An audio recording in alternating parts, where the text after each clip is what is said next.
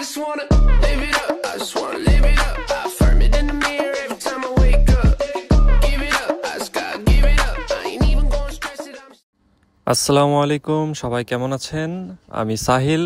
এটা আমার first travel blog.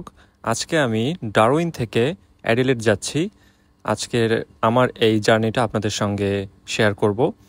আর আপনারা হয়তো ডারউইন সম্পর্কে কম বেশি জানেন যারা অস্ট্রেলিয়া নিয়ে ঘাটাঘাটি করেন।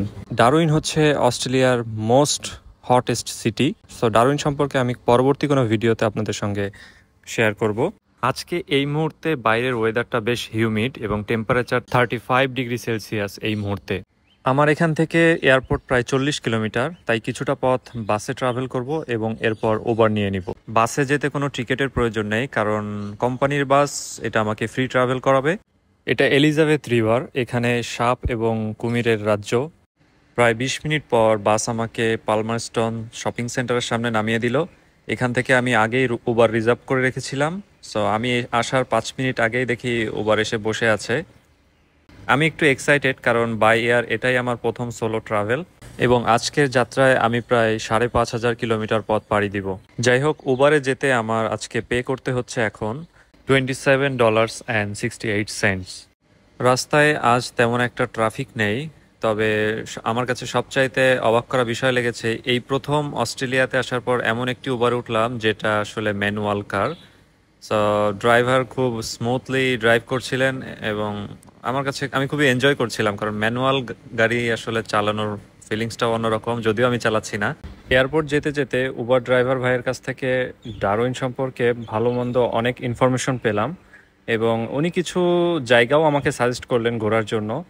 তো যাই হোক, নির্দিষ্ট সময়ের মধ্যেই উনি আমাকে এয়ারপোর্ট পৌঁছে দিলেন এবং ওনার কাছ থেকে বিদায় নিয়ে আমি আমার নেক্সট যাত্রা শুরু করলাম। যেহেতু আমার কাছে কোনো এক্সট্রা ব্যাগেজ নাই এবং বোর্ডিং পাসও আমি অনলাইনে নিয়ে নিয়েছিলাম, সো কোনো কাউন্টারে যাওয়ার প্রয়োজন নাই আমার। আমি সরাসরি এয়ারপোর্ট সিকিউরিটি চেকের দিকে আগাবো।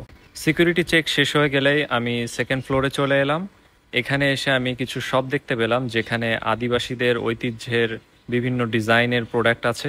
আদিবাসীদের এই ডিজাইন আসলে তাদের সংস্কৃতি, বিশ্বাস আর হাজার বছরের ইতিহাসের প্রতিফলন। তাদের এই ডিজাইনগুলো শুধু সাজসজ্জার জিনিসই না, বরং প্রতিটি নকশা চিত্রকর্মের মধ্যে একটা গল্প, প্রাচীন জ্ঞান আর আত্মাধিকতার প্রকাশ থাকে। তাই আমি আমার সংগ্রহে রাখার জন্য এখান থেকে কিছু জিনিস কিনলাম এবং আমার যাত্রা কন্টিনিউ করলাম। যেহেতু আমি গেট নাম্বার 11 থেকে এন্ট্রি করব, তাই আমি এখানেই অপেক্ষা করতে থাকলাম এবং কিছু সময়ের মধ্যে আমাদেরকে ডাকলো এবং ভিতরে ঢোকার পরে আমি ধীরে ধীরে এগোতে থাকলাম। এখান থেকে অলরেডি প্লেনটা দেখা যাচ্ছে যেটা দিয়ে আমি ট্রাভেল করব, ভার্জিন অস্ট্রেলিয়ার একটি প্লেন। যেহেতু আমার সিট সামনের দিকে, তাই আমি মূল দরজা দিয়েই প্রবেশ করলাম এবং আমি আমার সিটে এসে বসলাম, উইন্ডো সিট। বোর্ডিং পাস নেওয়ার সময় আমি নিজেই উইন্ডো সিট সিলেক্ট করে নিয়েছিলাম। যাই হোক, আমি সিট বেল্টটা ঠিকঠাকভাবে বেঁধে নিলাম এবং কেবিন ক্রুদের ইনস্ট্রাকশনগুলো ভালোভাবে মনোযোগ দিয়ে শুনলাম। এরপর প্লেনকে টেক অফের জন্য আস্তে আস্তে রানওয়ের দিকে নিয়ে গেল, যেটাকে বলা হয় সাধারণত যে taxi to take off. Take অফের সময় প্লেন যখন খুব দ্রুত ইঞ্জিনটা রান করে এবং আস্তে আস্তে আকাশের দিকে ভাসতে শুরু করে, ওই মুহূর্তটা আমার কাছে খুবই এক্সাইটিং লাগে, কারণ আমার কাছে মুহূর্তটা দোলনায় দোল খাওয়ার মতো ফিল হয়।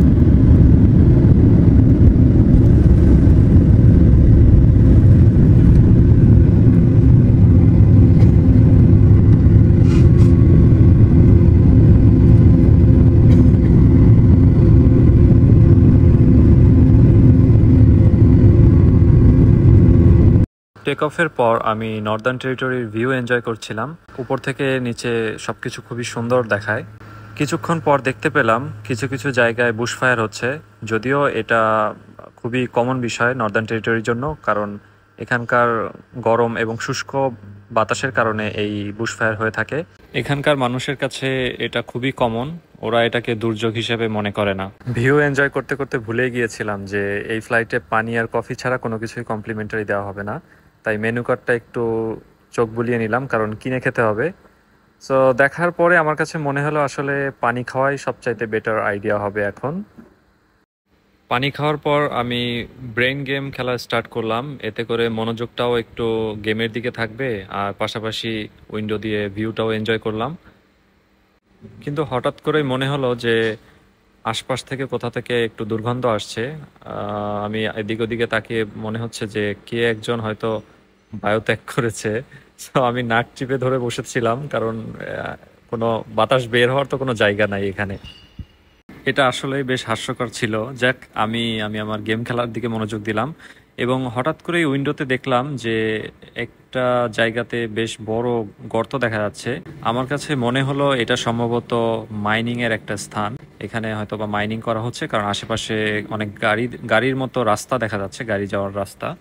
আকাশের মেঘগুলো একেবারে তুলার মতো মনে হচ্ছিল। নিচে থেকে যেমন দেখা যায়, বাট উপর থেকে ভিউটা একদমই ডিফারেন্ট। আমার কাছে খুবই লাকি মনে হয়েছে নিজেকে, কারণ আমি প্লেনে বসেই আজকে একটা সানসেট উপভোগ করতে পেরেছি। সো পুরা সানসেটটা আপনারাও একটু উপভোগ করুন। যেহেতু এই যাত্রায় আমার একটা ট্রানজিট ছিল ব্রিসবেনে, সো প্রথমে ব্রিসবেনের দিকেই গেলাম। ব্রিসবেন পৌঁছাতে পৌঁছাতে প্রায় সন্ধ্যা হয়ে গিয়েছিল, কারণ এখানে যেতে প্রায় 4 ঘন্টার কিছুটা সময় বেশি লেগেছিল। রাতের ভিউটাও আসলে অন্যরকম সুন্দর, যদিও ক্যামেরাতে অতটা ভালো বোঝা যায় না, বাট খালি চোখে ব্রিসবেনের বড় বিল্ডিংগুলো অনেক বেশি সুন্দর লাগছিল আমার কাছে।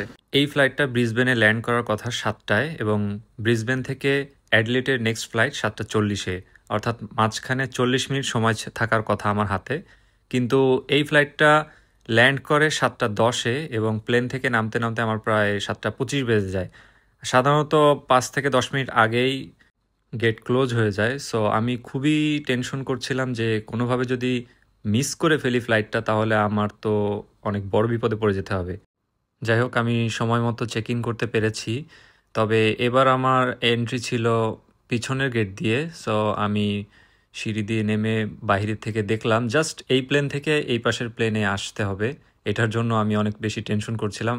যেহেতু ব্রিসবেনের ওয়েদারটা বেশ ঠান্ডা, তাই পুনরায় জ্যাকেট পরে নিলাম। আর প্লেনে ওঠার পরে এবার দেখি আমার উইন্ডো সিট ঠিকই, কিন্তু কোনো উইন্ডো নাই। বিষয়টা খুবই হাস্যকর। পুরা প্লেনের ভিতর একটাই উইন্ডো সিট, যেটাতে কোনো উইন্ডো নাই। যেহেতু ট্রানজিটটা খুবই রাশ গেল আমার, তাই আমি কোনো খাবারও নিতে পারি নাই এয়ারপোর্ট থেকে। সো আমি এবার কমপ্লিমেন্টারি কফিটা ট্রাই করার জন্য নিলাম। কফিটা এতই সুস্বাদু ছিল যে এক চুমুক খাওয়ার পরে আমার গিলতে খুব কষ্ট হয়েছে, এবং আমি দ্বিতীয়বার চুমুক দেওয়ার সাহস পাইনি। যাই হোক, ফ্রি জিনিস এর চেয়ে আর কত ভালোই বা হবে। এরপর আমার একেবারেই সময় কাটছিল না। সো উঠলাম, উঠে গিয়ে টয়লেটের ফ্লাশটা চেক করে এলাম ঠিক আছে কিনা, এবং তারপরে সবাই ঘুমিয়ে পড়ছে, কেউ কেউ ফোন ইউজ করছে। দেখতে দেখতে আমিও এসে একটু ঘুমানোর চেষ্টা করলাম, বাট ঘুম আসছিল না। আর এই জাস্ট 3 ঘন্টার জার্নি আমার কাছে 30 ঘন্টার মতো লাগছিল। So the seatbelt sign is now on. It's time to return to your seat and fasten your seatbelt. Large electronic devices, including laptops, need to be put away, but feel free to keep using handheld devices. Finally অ্যাডিলেডে land করলাম 10টা 10 মিনিটে Adelaide time. So এরপর আমার কাছে খুবই excited লাগছিল, কারণ আমি বাসার আবহাওয়া ফিল করছিলাম। যাই হোক, আমার এয়ারপোর্ট থেকে বাসায় যাওয়ার জন্য উবার আগে থেকেই ঠিক করা ছিল। সো আমি এয়ারপোর্ট থেকে বের হলাম, বের হয়ে উবারের যে স্টেশন, সেটা এয়ারপোর্টের মেইন গেট থেকে বের হওয়ার পরে হাতের বাম দিকে। সো বাম দিকে উবারের স্টেশনে যাওয়ার পরে উবারে উঠলাম, বাট এবারের এক্সপিরিয়েন্সটা অন্যরকম। এবার আমার উবারের জন্য এসেছিল একটা টেসলা, অর্থাৎ আজকে 2 রকমের এক্সপিরিয়েন্স হলো, প্রথমে ম্যানুয়াল এবং এখন টেসলা। ফাইনালি টেসলা আমাকে অনেক হাই স্পিডে চালিয়ে বাসার সামনে পৌঁছে দিল। সো আজকের ব্লগ এই পর্যন্তই। সবাই ভালো থাকবেন, আপনাদের মতামত জানাবেন। আল্লাহ হাফেজ।